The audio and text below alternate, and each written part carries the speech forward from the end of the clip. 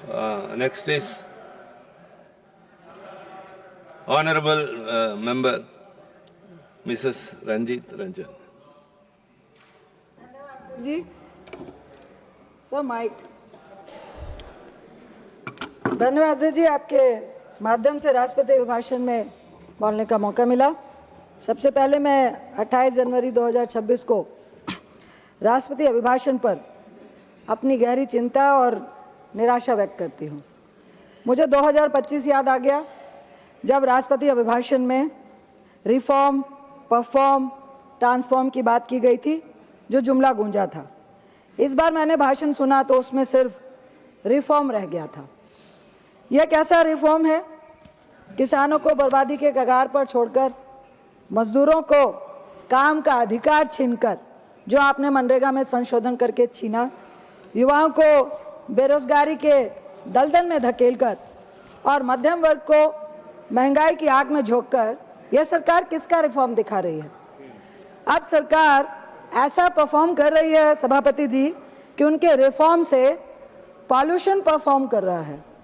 लगातार पेड़ों के कटने के कारण पहाड़ों में लैंडस्लाइड, बादल फटना, पिछले साल धराली, हर्षिल, कई जगहों पर पहाड़ों का धंसना, बाढ़ आना।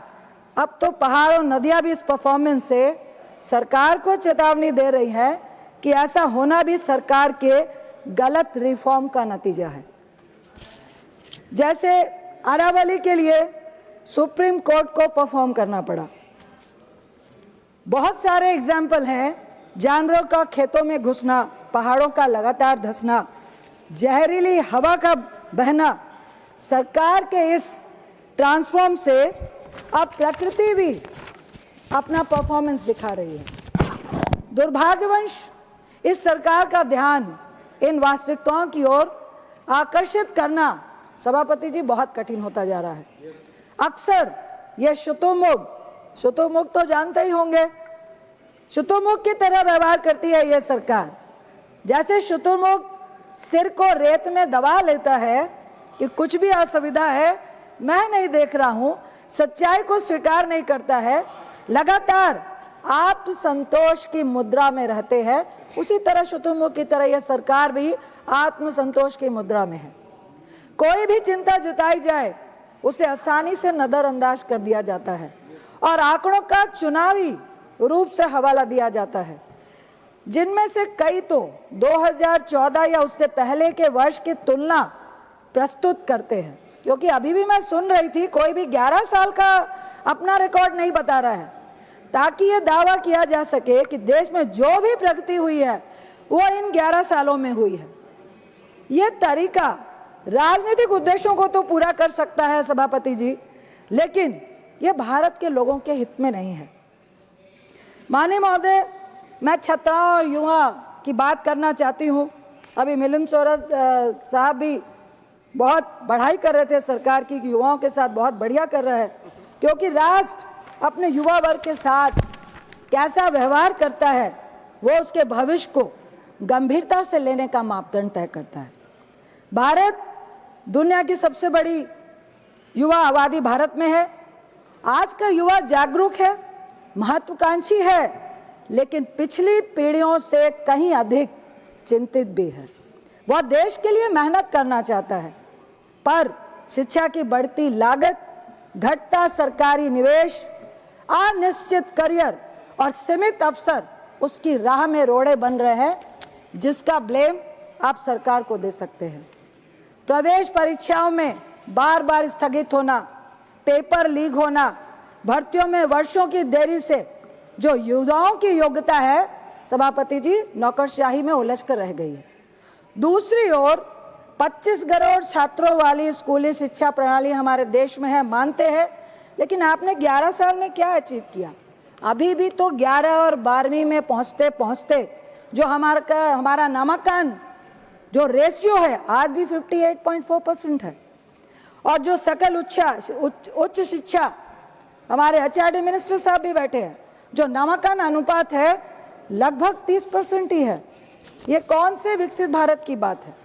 मुझे खेद है कि राष्ट्रपति अभिभाषण में यूजीसी विनियम 2023 के क्रियान्वयन से उत्पन्न असमानताओं तथा विदेशी एवं भारतीय उच्च शिक्षण संस्थाओं के बीच जो बहुत महत्वपूर्ण है, नियामकों, समानताओं और संस्थागत न्याय सुनिश्चित करने की आवश्यकता का कोई भी उल्लेख राष्ट्रपति अभिभाषण में नहीं था। मुझे खेद है कि राष्ट्रपति अभिभाषण में रोजगार आज देश के सबसे गंभीर मुद्दों में से एक है। दुनिया की सबसे युवा आबादी वाले हमारे देश में एक होने के नाते भारत सिर्फ दिखावे वाले रोजगार वादों पर नहीं चल सकता जो यह सरकार कर रही है। नौकरी की कमी, अंडर एम्प्लॉयमेंट और असुरक्षित अनौपचारिक काम जैसे गिग वर्कर, प्लेटफॉर्म मजदूर और पीएसयूज के आउटसोर्स कर्मचारी को आप नजरअंदाज कर रहे हैं। रोजगार को गलत तरीके से फिर से परिभाषित किया जाता है। यह बहुत महत्वपूर्ण है सभापति जी। यहाँ सिर्फ जीवित रहने वाली गतिविधियों को ही सफलता दिखाया जा रहा है जो देश को गुमराह कर रहा है। नए श्रम कानून जिन्हें सरलीकरण के नाम पर बनाया गया, कर्मचारी सुरक्षा कमजोर हुई, हायर एंड फायर आसान किया गया कि मिनट में हायर किया, मिनट में उसको नौकरी से निकाल दिया। सामूहिक संघर्ष की शक्ति घटाई, गिग और प्लेटफॉर्म वर्करों को सामाजिक सुरक्षा से वंचित रखा और बड़े पैमाने पर अनुबंध रोजगार को आप वैध बनाने का काम कर रहे हैं। मतलब व्यापार की सुविधा को श्रमिक की गरिमा पर आपने प्राथमिकता दी हुई है। स्किलिंग और रोजगार में गहरा असंतुलन है। प्रमुख स्किलिंग रोजगार के तहत केवल आप इतनी बात करते हैं, लेकिन प्रतिशत कितना है? युवाओं का प्रतिशत ओनली 15% है। कौशल प्रशिक्षण केवल कितना है? ओनली 5% युवाओं तक ही कौशल प्रशिक्षण पहुंचता है। मुझे खेद है कि अभिभाषण में हिमालय के पर्वतीय एवं तराई क्षेत्रों में हो रहे अत्यधिक निर्माण तथा अरावली पहाड़ियों में खनन गतिविधियों का कोई भी उल्लेख अभिभाषण में नहीं हुआ, जिनके कारण मानव निर्मित आपदाएं, पर्यावरणीय एवं पारिस्थितिक क्षरण हुआ है। साथ ही इन संवेदनशील क्षेत्रों में संरक्षण तथा उनकी वहन क्षमता, जो बार बार कहा गया कि पहाड़ों को उनकी कैरिंग कैपेसिटी के अकॉर्डिंग लाने का सरकार का कोई प्लान होना चाहिए, वो कोई भी राष्ट्रपति अभिभाषण में उसका कोई जिक्र नहीं था। कोई भी तत्काल जो सुनिश्चित सम्मान को सुनिश्चित करे, जो एक प्लान लेकर आए, उसका कोई उल्लेख नहीं किया गया। हिल और तराई क्षेत्रों में अनियंत्रित निर्माण लगातार चल रहा है। भूस्खलन और फ्लैश बाढ़ लगभग आपके राज्य में 11 सालों में 30% की वृद्धि हुई है, जो प्राकृतिक क्षमता के नियमों का उल्लंघन है और लगातार मानव जनित आपदाएं पैदा कर रहा है। मुझे खेद है कि राष्ट्रपति अभिभाषण में दिल्ली एवं राष्ट्रीय राजधानी है और एनसीआर में लगातार बिगड़ती वायु गुणवत्ता, उससे लाखों निवासियों को होने वाले गंभीर स्वास्थ्य खतरों तथा इस मानव निर्मित पर्यावरणीय संकट से निपटने और प्रदूषण कम करने हेतु ठोस उपायों का तत्काल आवश्यकता का कोई भी उल्लेख राष्ट्रीय अभिभाषण में नहीं था। पर्यावरण संरक्षण केवल भाषणबाजी नहीं हो सकता। इस सरकार की मौन नीति इन वास्तविकताओं पर गंभीर प्रश्न खड़ा करती है अध्यक्ष महोदय कि यह भविष्य की पीढ़ियों पर बोझ डाल रहे हैं। सोलर ऊर्जा की हम बात करते हैं। भारत ने अभी तक 80 गीगावाट से अधिक सौर क्षमता स्थापित की है, जो नवीकरण ऊर्जा का सबसे बड़ा हिस्सा है। हमारा टारगेट 2030 का 500 गीगावाट है, लेकिन जीवाश्म क्षमता का जो लक्ष्य है, जिसमें 280 से 300 गीगावाट सौर ऊर्जा के आने की उम्मीद है।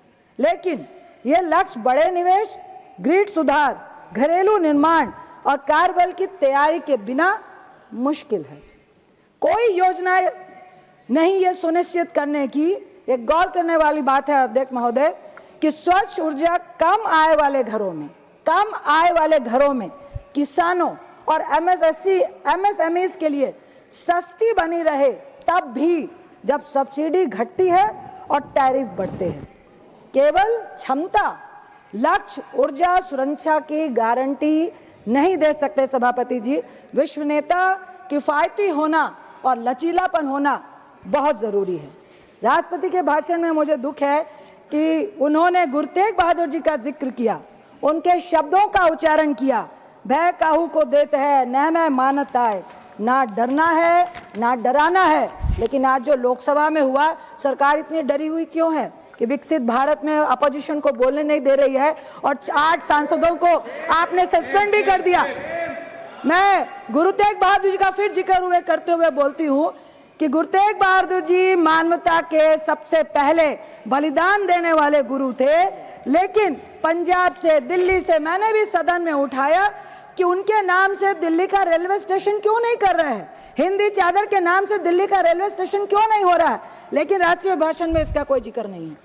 सूखा नशा, आप देश में 12 से 18 साल के युवा और जो किशोर हैं सूखे नशे की भयंकर चपेट में आ रहे हैं। लेकिन इससे पीछा छुड़ाने के लिए खासकर बिहार जैसे गरीब प्रदेशों में जो ड्राई स्टेट है, वहां पे सूखा नशा बच्चों पे पैर पसारा है। उसको कैसे आप खत्म करेंगे, उसके लिए किसी प्लान की चर्चा राष्ट्रीय अभिभाषण में नहीं थी। खेल, महोदय मैं बताना चाहती हूँ कि भारतीय खेल में कंटिन्यू भ्रष्टाचार, कुप्रबंधन, पारदर्शी प्रशासन की कमी से लगातार जूझ रहा है। खिलाड़ियों के प्रशिक्षण, बुनियादी ढांचे, नियमित रूप से गलत विवरण, भाई भतीजावाद, योग्यता को नजरअंदाज करना लगातार चल रहा है। लेकिन राष्ट्रपति अभिभाषण में प्रशासन में पारदर्शी शासन, मेरिट आधारित चयन और पर्याप्त वित्त पोषण जैसे जरूरी सुधारों की आवश्यकता की कोई चर्चा भी नहीं की गई है। मैं वरिष्ठ नागरिकों के बारे में बोलना चाहूंगी जिन्होंने अपने जीवन में इस देश का निर्माण किया। दिन ब दिन उनकी गरिमा, जो उनके जीवन में जीवित रहने का साधन है, वो चिंता में है। बढ़ती स्वास्थ्य देखभाल लागत, अपर्याप्त पेंशन, मुद्रास्फीति से घटती बचत और ओवरलोडेड सार्वजनिक स्वास्थ्य प्रणाली ने बुढ़ापे को असुरक्षित कर दिया है। कई लोग पुरानी बीमारियों से जूझ रहे हैं और आवश्यक स्वास्थ्य उपकरणों की जरूरत है, फिर भी air purify, water purify, heater जैसे उपकरणों में अब भी जीएसटी के दायरे में आते हैं, जबकि यह विलासिता की चीज नहीं है अध्यक्ष जी, बल्कि जरूरत की चीज है। बुजुर्गों की गरिमा केवल नारेबाजी पर नहीं टिक सकती है, इसे सस्ती स्वास्थ्य देखभाल, सामाजिक सुरक्षा और राहत की जरूरत है। आदिवासियों की बात कही गई, कहा गया आदिवासियों के संस्कृति को संरक्षण देने के लिए हम संग्रहालय बना रहे हैं। आदिवासियों का संरक्षण उनके संग्रहालय बनाने से नहीं, उनके अधिकार जंगल जमीन को उनके लिए अधिकार देने से बन सकता है। साथ ही मैं कहना चाहूंगी कि अभी जिस तरह से यूएस ने आज जो डील का बारे में चर्चा की है, मुझे किसानों की चर्चा हो रही है, मुझे उनकी चर्चा हो रही है। एक तो स्वामीनाथन समर्थन मूल्य लागू नहीं हुआ, ऊपर से आप उनको कौन सी डील दे रहे हैं, कौन से मिल प्रोडक्ट की डील दे रहे हैं। ये सदन को, सरकार को, विपक्ष को आत्मविश्वास में लेना चाहिए और उनको बताना चाहिए। अंत में माननीय महोदय, शिक्षा, रोजगार, पर्यावरण, ऊर्जा और सामाजिक न्याय में जो साझा धागा है, वो संसाधनों की कमी नहीं बल्कि ईमानदार स्वीकारोक्ति और राजनीतिक इच्छा शक्ति की कमी है। यह सरकार सुधार पर जश्न मनाना छोड़कर तुलना पर भरोसा करती है और उत्तर देने के बजाय ताली बजवाने में व्यस्त है। भारत के लोग चमत्कार नहीं मांगते हैं, वह चाहते हैं सच्चाई, पारदर्शिता और समय पर कार्रवाई करिए। उन्हें एक ऐसी सरकार चाहिए जो वास्तविकताओं का सामना करे, उनसे भागे नहीं, विपक्ष से भागे नहीं, विपक्ष के प्रश्नों से भागे नहीं, डरे नहीं। हम सब एक होकर देश को मजबूत करने के लिए यहाँ पर हैं। मैं यही करूंगी कि विनम्रता के साथ शासन करे, अहंकार नहीं करे। अंत में माननीय अध्यक्ष महोदय, मैं केवल इतना कहना चाहूंगी कि इतिहास कर्म के साथ साथ मौन का भी लेखा रखता है। इसी चेतावनी के साथ राष्ट्रकवि रामधारी सिंह दिनकर की इन पंक्तियों के साथ मैं अपनी बात समाप्त करती हूं कि समर शेष है, नहीं पाप का भागी केवल व्याध। समर शेष है, नहीं पाप का भागी केवल व्याध। जो तटस्थ है, समय लिखेगा उनका भी अपराध। इतना ही कह के आपका बहुत बहुत धन्यवाद। Thank you.